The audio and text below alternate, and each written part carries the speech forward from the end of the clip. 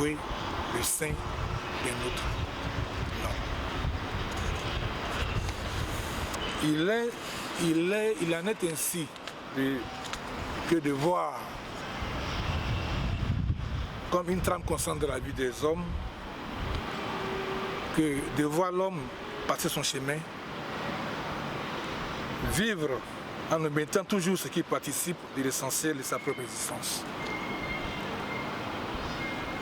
L'homme, dans la saisie de ce qui est essentiel pour son existence, réussit toujours à accomplir et fonder les fondements de la rune de cette existence. On peut le voir dans le concept de la religion qui, bien que voulu comme expression du divin et de Dieu, à la fin, l'homme n'est presque jamais réussi à exprimer ce divin, ce Dieu dans sa propre vie. C'est ainsi que l'homme peut voir l'homme entreprendre la quête de Dieu pour le connaître, alors qu'il est censé le connaître et être la preuve de la réalité de ce Dieu. Mais malheureusement, de cette ignorance, l'on veut trouver et fonder la raison d'être de l'homme, à qui l'on veut seulement, dans la condition de cette ignorance, concéder la qualité d'être humain. J'ai dit qu'il en est ainsi pour en arriver à l'Ivoirien qui s'est laissé nourrir de la peur d'un chemin sur lequel il est invité à marcher pour se réfugier dans la multitude des chemins et des pensées. Or, il est possible de démontrer qu'il n'est pas toujours possible à un homme de vivre de tout ce qui est possible pour lui. La multitude n'est pas toujours le moyen d'arriver à trouver ce qui est unique. Je pense, parce que je nomme ce qui est unique, ce qui nous est essentiel. Je peux dire à l'Ivoirien qui n'a pas su voir cet essentiel dans Oufoué et dans l'oufouétisme qui l'a fait naître. La célébration de la mort du fouet est la pire des choses que nous faisons avec toute la noblesse qui nous inspire la faiblesse de notre esprit. Ce que nous enterrons, c'est bien l'idée de la paix et de la religion qu'Oufoué a pratiquée. Alors que la paix est un vécu, on préfère s'en souvenir dans les manifestations les plus fastes. Une religion de paix dans un contexte de gestion du vécu et du devenir d'un peuple qui est la nôtre. Voilà les raisons de cette théologie de l'oufouétisme. Alors pour que nous comprenions bien qu'est-ce que la théologie, me dira-t-on, vient faire ici? Mais cette question a une réponse et on ne la posera plus. Quand on sait comprendre la théologie comme la lecture que l'on fait de l'action de Dieu dans la vie de l'homme, dans l'existence de l'homme, l'homme tant individuel que collectif. C'est pour ça que la faculté va intervenir. C'est pour cette raison. C'est à cause de cette lecture des œuvres de Dieu que le théologien va intervenir. Il va intervenir pour faire la lecture, pour présenter la lecture des œuvres de notre Père de la Nation. Lui-même, il le disait souvent. Dieu m'a aidé. Je me suis laissé conduire par Dieu. Donc une action théologique s'impose puisqu'il s'agit de religion. Puisqu'il parle de la paix comme une religion. Une lecture donc théologique s'impose pour rendre praticable, pour rendre perceptible le fond. C'est la raison d'être de notre présence. Parce que après, il s'agira de montrer. Parce que voulant parler de paix, il faut une formulation de la paix qui rend possible ce vécu de la paix. Parce que, comme Oufoué l'a dit, si la paix n'est pas un comportement, la paix n'est pas un vrai mot, mais un comportement, alors le fait d'être ivoirien ne peut plus être un vrai mot. Être ivoirien est nécessairement un comportement, est nécessairement un vécu. C'est ce message-là que Oufoué va laisser à la postérité. C'est ce message-là que Oufoué va laisser à la Côte d'Ivoire. Il va alors dire de lui que si vous avez ramené de la paix, la liberté, alors Côte d'Ivoire sera d'être de l'espoir promise à l'humanité. Alors je voudrais présenter, pour que Oufoué soit compris, je voudrais arriver à partager un tant soit peu les problèmes que Oufoué a connus quand il rentrait sur la scène, quand il faisait son entrée sur la scène politique ivoirienne et de par la Côte d'Ivoire, la scène politique mondiale. Je vais donc faire un petit recours à notre histoire. La Côte d'Ivoire, nous savons, est le fruit d'une immigration de tout ce qui constitue les composants de notre nation. Je parle de migration de différents peuples qui se sont retrouvés sur cette terre.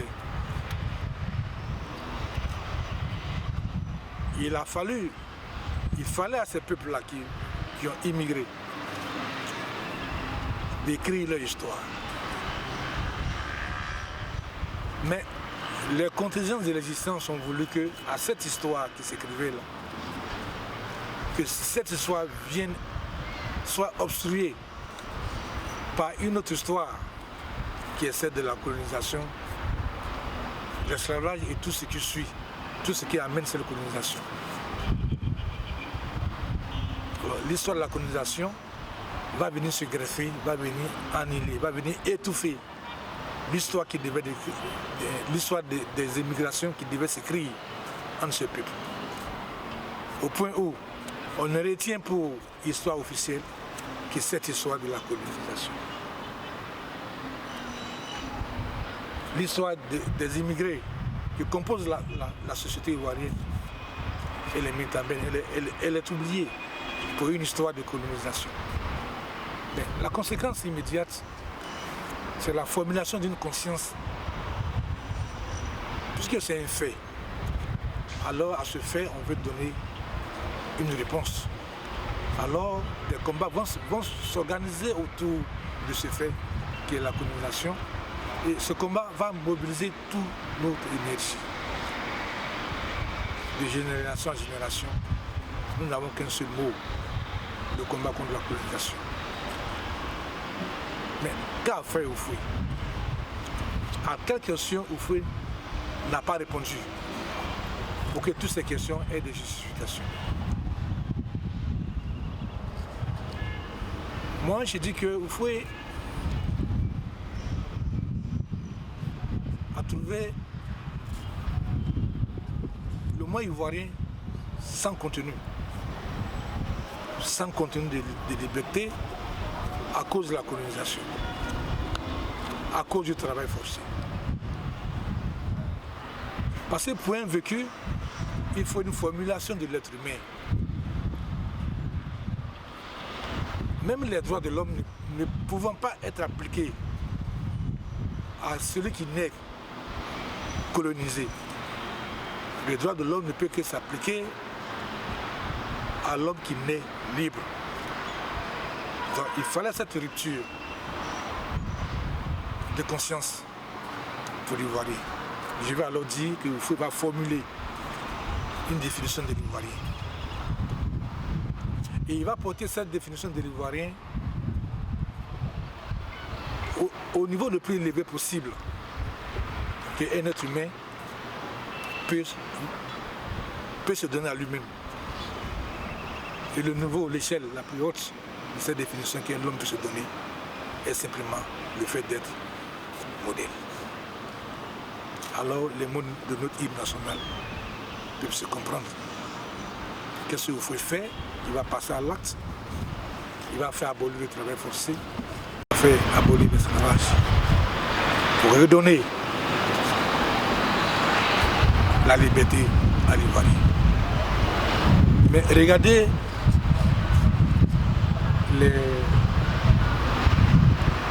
les bizarreries, je dirais, de l'histoire. Nous avons acquis, il y a eu l'abolition du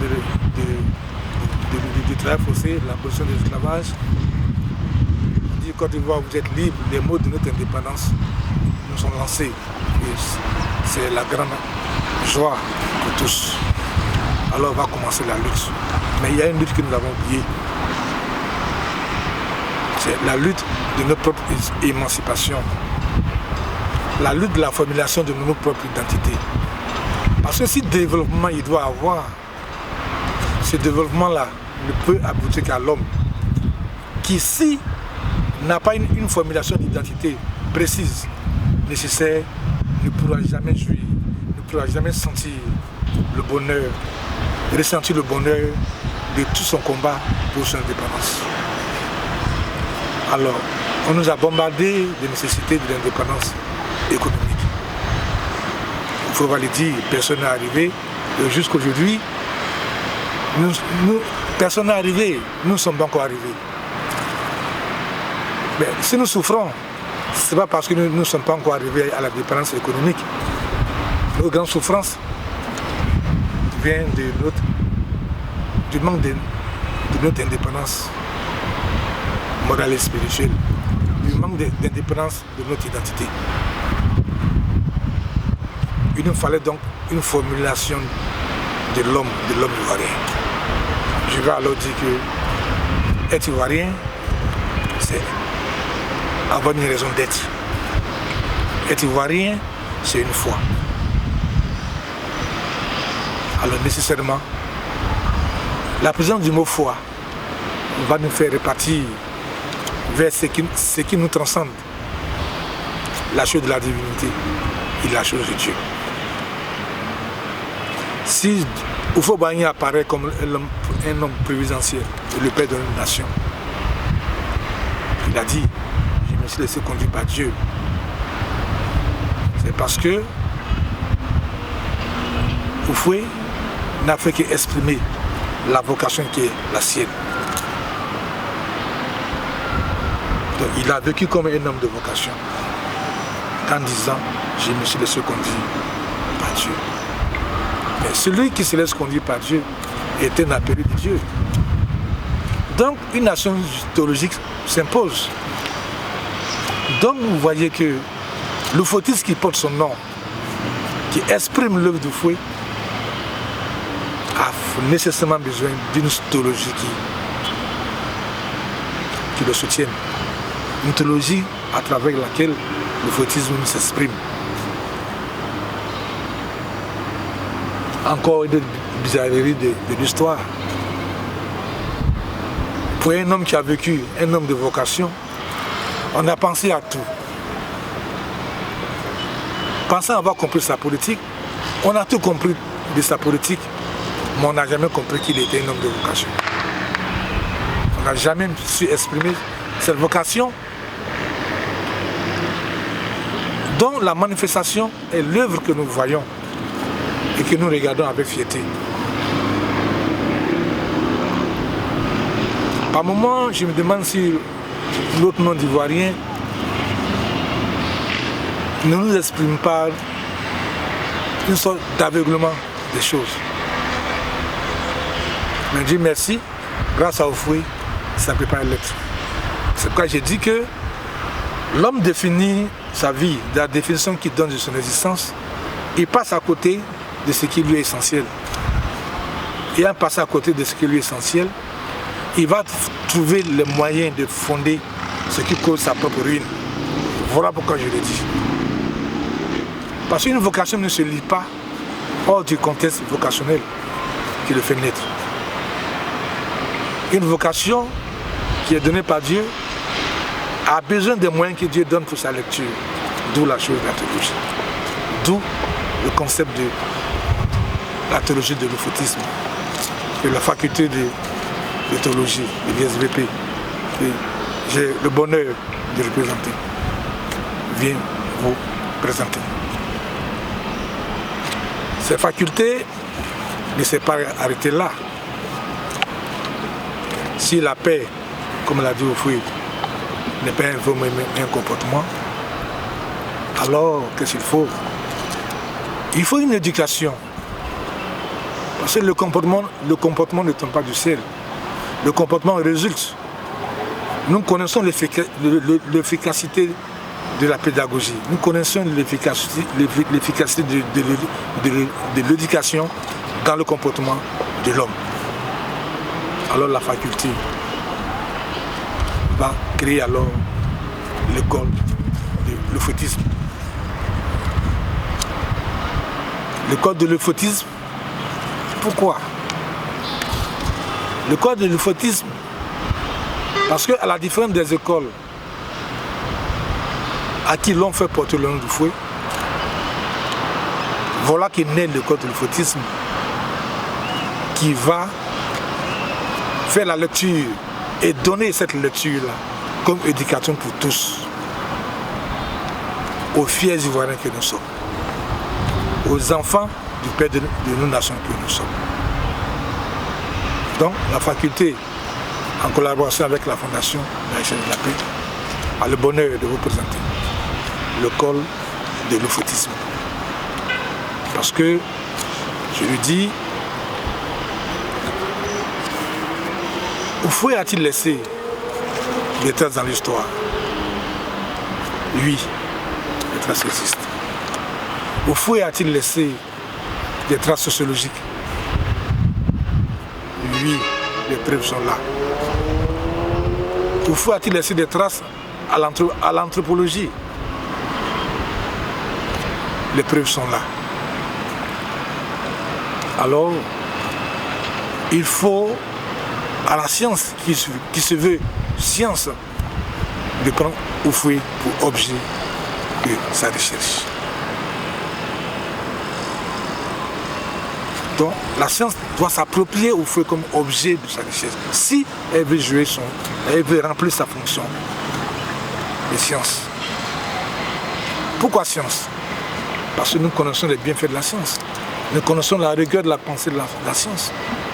C'est cette rigueur de la pensée-là qui nous permettra d'extraire Oufoué des préjugés, des pensées populaires. Pour que le nom de notre Père de la Nation, l'image de notre Père de la Nation ne soit pas une œuvre d'art, l'œuvre d'un grand artiste, peintre, sculpteur, musicien, comédien, tous ceux qui portent l'art dans le cœur. L'artiste s'exprime, mais combien sont ceux qui sont capables de comprendre le message que l'artiste véhicule par son art? C'est pour pallier, c'est pour ne pas que cela arrive que la faculté s'est levée et s'est levée et s'est mise au travail. Et a fait de la richesse de la paix sa raison d'être. Nous vous invitons à l'école de l'euphotisme pour que vous ayez le moyen de comprendre que la paix, elle ne s'impose pas. De quelle manière la paix? Parce que pour celui qui se veut croyant et qui reconnaît l'existence d'un Dieu créateur, il ne peut qu'emprunter à ce Dieu créateur la notion, la compréhension qui s'est faite de la paix. Si nous laissons le croyant, que nous arrivons chez le non-croyant, à celui qui se reconnaît comme non-croyant, celui-là aussi, il a besoin, dans la non-croyance qui le caractérise, d'avoir la paix. Croyant ou non, nous avons besoin de paix. Finalement, on comprendra que la paix ne ne se trouve nulle part ailleurs que dans la foi de l'homme que je dirige. Voilà pourquoi nous venons vous présenter le code de l'Ophotisme. Il faut comprendre ce que c'est que la paix. La paix ne se trouve nulle part que dans la foi. Quelles que soient vos croyances, je vais alors dire que la paix, on ne peut parler de paix que lorsque l'homme est en adéquation avec sa propre foi. C'est dans la foi. La paix résulte de la foi. Donc c'est tous ces éléments que nous allons présenter dans le code de l'Ophotisme dans lequel nous déclarons éducation pour tous les Ivoiriens. Dans cette école aussi, nous allons aborder la chose des problèmes que Oufoué a trouvé. Tout à l'heure, je l'ai dit, en son entrée, il a trouvé un peuple sans nom. Un nom d'Ivoirien vide. Un nom d'Ivoirien avec un continent de colonisés, un continent d'esclaves. Voilà d'où vient la nécessité d'une reformulation de notre identité. Mais encore une bizarrerie de l'histoire, quand on parle de la Côte d'Ivoire, quand nous prenons les crises sociales que nous connaissons, on vous dira toujours, on citera toujours les composantes de la société ivoirienne. Vous entendez sortir des mots, des ethnies, des clans. La lecture étant déjà à l'origine faussée. Le combat est celui de notre indépendance, il dépend de notre identité.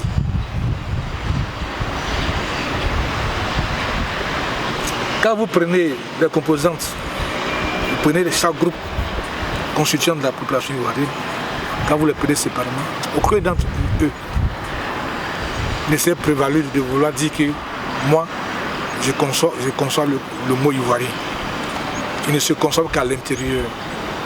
Parce que c'est la seule conscience qu'ils ont de ce qu'ils sont. Pour que nous soyons une nation, pour que nous soyons un pays, il faut alors une reformulation de nos consciences. Pour qui sait que la conscience a pour fonction d'harmoniser la compréhension qu'un groupe d'hommes, une collectivité, peut avoir d'un même et seul objet. Voilà pourquoi il faut une nation théologique. Voilà pourquoi la faculté de théologie met en place, en collaboration avec la Fondation, le code de l'Ophotisme. Alors, puisque être ivoirien, c'est un comportement, alors le mot idéologie sociale va apparaître. Pour un vécu, il faut une idéologie sociale qui puisse amener l'homme d'un point A vers un point B. Il faut une idéologie sociale qui met l'homme en mouvement. Mais ce mouvement a besoin d'être en concordance avec sa vocation, une vocation. C'est là que va intervenir encore de bizarreries de l'histoire, qui est ce conflit politico-religieux, dont on ne mesure pas suffisamment les impacts. Parce que l'homme est un être sociable. Il a besoin de se reconnaître lui-même et il a besoin de sa reconnaissance sociale. Pour sa vie, pour survivre, il a besoin d'une gestion de son existence. C'est à cause de la nécessité de cette gestion que le mot politique va faire son apparition. La politique, nous le comprenons tous comme la gestion des questions de la collectivité des hommes, de la société des hommes. Mais comment parvenons-nous à cette gestion si un conflit politico-religieux se déclenche? Parce que l'homme qui a besoin de gérer, qui veut gérer son existence, comme il ne peut pas répondre à la question, donner une réponse valable et efficace à l'origine de son existence, alors, est obligé de faire recours à ce qui lui transcende.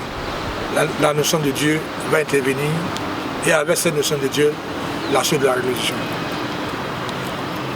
Alors, en déclenchant le conflit politico-religieux, on met l'homme en conflit avec lui-même. En ce sens que l'homme il y a un conflit qui apparaît en l'homme en ces deux aspects qui sont essentiels. Le besoin de gérer son existence, qui est la chose politique, le besoin de la perception de son origine, de faire plus d'exister, qui fait intervenir la notion de Dieu. Voilà pourquoi le théologien que je suis, je peux dire que en fait, de ce conflit politico-religieux, on va voir naître une autre formulation de notre identité. Parce que ce conflit n'est pas sans influence sur la formulation de notre identité. Et c'est parce que ce conflit-là est déclenché en nous que nous ne pouvons plus trouver le mot de la paix. Parce que tout à l'heure, je l'ai dit, la paix, le lieu de la paix est dans notre foi. Croyez ou non, nous avons besoin que nous soyons en adéquation avec la propre formulation de notre foi. Or, il y a un conflit politico-religieux. Du coup, l'homme se retrouve divisé en lui-même, en des aspects qu'il ne peut pas détacher. Il a besoin d'une gestion de son existence, il a besoin d'un Dieu. Or, voilà, bon.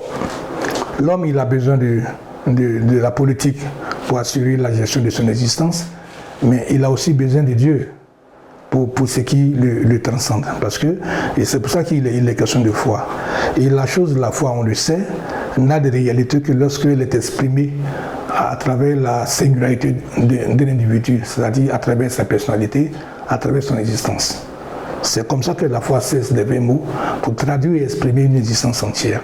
Et il faut le montrer que lorsqu'il va parler de la foi nouvelle pour la Côte d'Ivoire, pour les Ivoiriens. Alors, quand vous allez à la basilique, vous trouverez Oufoué parmi les apôtres en train d'accomplir son témoignage. Alors, je vais dire qu'en réalité, il s'agit de quoi?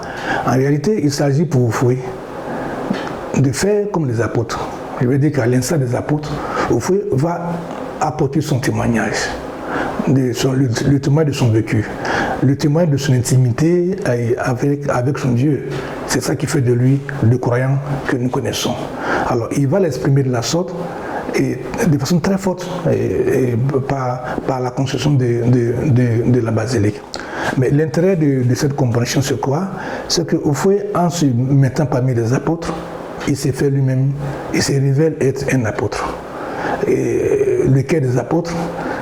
Celui parmi les apôtres qui s'est fait fort d'exprimer la chose de la paix. Alors Oufoué, par cette image qu'il laisse donc à la basilique que tout le monde connaît, que tout le monde admire, il laisse le moyen pour nous pour comprendre son œuvre, son message de paix. Il se révèle donc le message de la paix. Alors on comprendra pourquoi Oufoué d'abord on comprendra pourquoi il devient possible, même valable, de définir le foutisme comme une religion de paix. Parce que la religion, qu'est-ce que la religion va exprimer?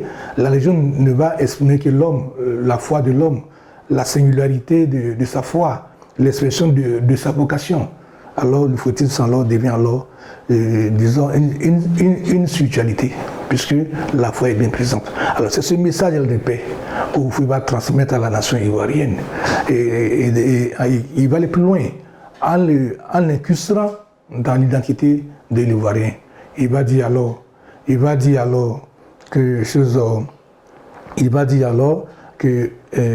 à l'Ivoirien que nous avons le devoir d'être modèle pour l'espérance promise à l'humanité. Vous voyez? Donc finalement, on a tout compris. La foi nouvelle d'Oufoué, dont parle Oufoué, est l'expression du message de paix et dont il a fait, dans lequel il s'est reconnu comme il s'est reconnu être,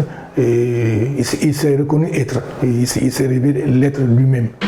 Voilà. Donc vous voyez que vraiment Oufoué il a compris des choses merveilleuses, que effectivement le concept d'une théologie de l'oufouétisme a bien sa place. Vous voyez, Oufoué qui se révèle être apôtre, Et qui est l'apôtre? C'est celui qui est à côté de son Dieu, à côté de ce Seigneur Jésus-Christ, va transmettre, disons, la nature de cette relation, la réalité, la vérité de cette relation qu'il a avec Jésus-Christ, pour en faire un message qui va participer, un message incontournable, comme les évangiles le sont pour la foi des hommes, pour le croyant. Vous voyez? Alors c'est ce que Oufoué va accomplir. Donc il se révèle donc finalement être l'apôtre de la paix. Voilà. Donc le foutisme est bien une religion de paix, parce que l'expression de la foi, l'expression de l'intimité d'un homme, c'est-à-dire Oufoué avec son Dieu. Alors donc le rôle de la théologie devient clair. Le foutisme contre la théologie de ceci va venir donc permettre aux hommes et aux femmes de ce pays, permettre à l'être humain de comprendre toute la portée de ce geste, toute la portée de cette vie. Et voilà, finalement, il a vécu pour nous, il a vécu pour transmettre, pour donner les traces de cette paix en chacun d'entre nous. Et les actes qu'il a posés sont très forts. Réussir à incruster, à incruster cette volonté, cette réalité dans l'identité de l'homme ivoirien est une chose un peu plus vraiment grande. C'est une très très très grande chose qui mérite d'être comprise, qui mérite d'être compris par les hommes et les femmes de ce pays. Voilà. Et c'est pour cela que la faculté de théologie, à travers l'école de l'Oufoutisme qui est ouverte au sein de cette faculté, va faire connaître la chose, la vie de foi. La foi nouvelle, la vie de foi telle que Oufoué l'a perçue et vécue, et tel qu'il a laissé comme héritage, comme un testament. Les Ivoiriens, vous avez le devoir d'être le modèle de l'espérance promise à l'humanité.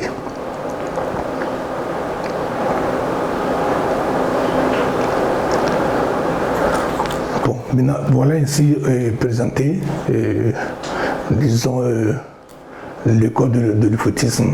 Alors nous sommes dans le cadre de le lieu où je m'exprime, nous exprimons ici, est simplement la télévision de l'Oufoutisme que nous avons appelé oufoutisme.tv. Alors c'est dans ce cadre que ce cadre va participer, va aider à la diffusion de choses, des enseignements, à faire la formation sur l'Oufoutisme, va s'atteler à faire connaître, à faciliter sa compréhension. Voilà, pour tous ceux qui cela pourra effectivement intéresser. Alors la faculté aussi, toujours à travers l'école de foutisme, va poursuivre ses recherches, parce que la recherche de la paix, je l'ai déjà démontré, n'a pas d'autre lieu que celui de la foi de l'homme.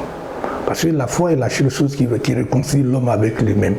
C'est dans la foi que l'homme doit trouver la paix.